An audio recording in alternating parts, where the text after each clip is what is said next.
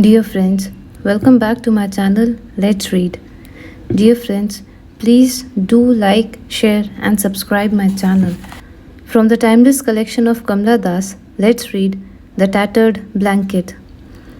When he reached his house in a jeep owned by the government of India, unexpectedly, one evening, his old mother made an unsuccessful attempt to rise from her easy chair. Kamlam, who has come to our house? She asked in a panic stricken voice. Just go out and see who has come. The widow daughter was seated on a ledge with the towel covering her head and cold ears, and so most reluctantly she rose to walk up to the door and peer into the darkness outside. A stout, balding man was walking towards the porch. Gopi? She asked him in a raucous voice. What kind of a visit is this? Without writing about your coming? Who is it, Kamlam? Asked the mother. This is me, mother. Gopi, said the man. I had to come to Trivandrum for a meeting, and I thought I would motor down and stay the night here. Who is this, Kamlam? Who is this man? Asked the mother again nervously. Why are you getting so disturbed, Amma? This is only Gopi. Have you forgotten even your own son Gopi? He is here to see you, said the widow. The man bent forward to touch with his cheek his mother's wrinkled forehead. Amma, this is me, your son Gopi, he said gently. Gopi? What does this mean? Asked the mother. Is the boys' school closed? Mother is like this these days, said the sister. Occasionally she forgets everything. Her mind blanks out. But sometimes she remembers only too clearly. Then she asks me why you have not written for such a long time. I tell her that you had written and that all of you are well. You, Vimla, and the children. How can I tell her that you stopped writing a year ago? What is the use of hurting mother's feeling? Last year I got a promotion, said the man. After that, I have been always on the move. I hardly get any time to read or write. Could you have asked Vimla to write letters? Said his sister. Or is she as busy as you? Who are you talking to? Asked the old lady. Who has come in a car? Didn't I tell you, Amma? This is Gopi, asked the younger woman. Gopi? Is he not in Delhi? Asked the mother.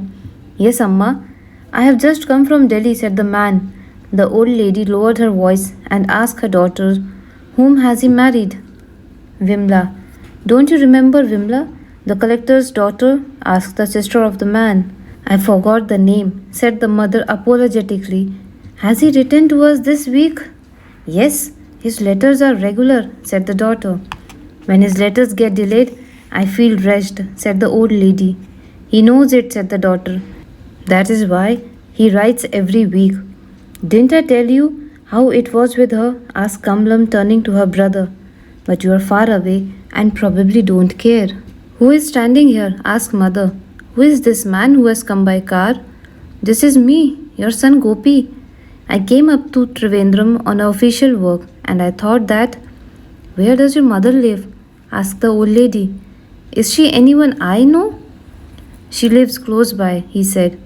I can never explain things to Amma, said the sister in exasperation. The man lifted his bag onto the ledge and opened it. It contained 2 shirts, a pair of terylene trousers, some pieces of underwear, his shaving kit, and a few files. Do you know Gopi? Asked the old lady. He is in Delhi. He is a government official. The astrologers told me that he has framed Kesari Yogam. That is why he gets promotion so frequently. He gets 2,500 rupees every month. You must have surely heard of him. Yes, I know him, said the man. Please tell him that I want a new blanket, said the old mother. Tell him that I cannot stand the cold in the mornings. When I catch a cold, it does not leave me for at least a fortnight. Ask him to send me a blanket at once. A red blanket. I had one like that years ago. He had given it to me when he came home from his college hostel in Madras for the summer vacation. That was years ago. It got torn and tattered. I cannot use it any longer. It is now like a fisherman's net. It is of no use as a blanket. I want a new red blanket. I will tell him, said the man.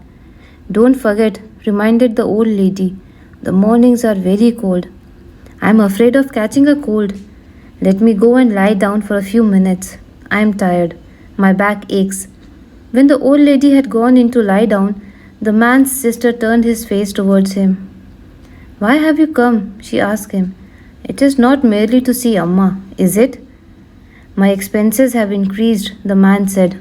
Now I have 4 children, and I can't make both ends meet. I have to maintain my status and live decently.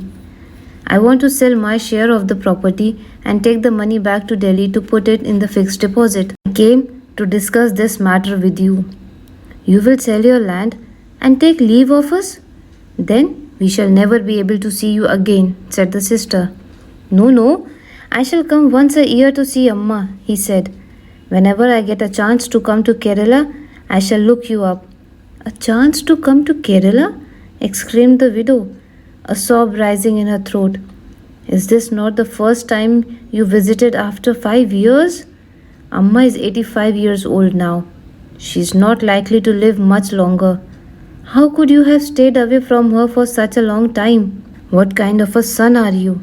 Anyway, but Amma does not remember me, he said with a laugh. But, do you remember your mother? Asked his sister. And he did not answer. Dear friends, this was the end of our short story. Please stay tuned for more such stories. Also, do not forget to like, share, and subscribe the channel. Your little support means a lot. Thank you.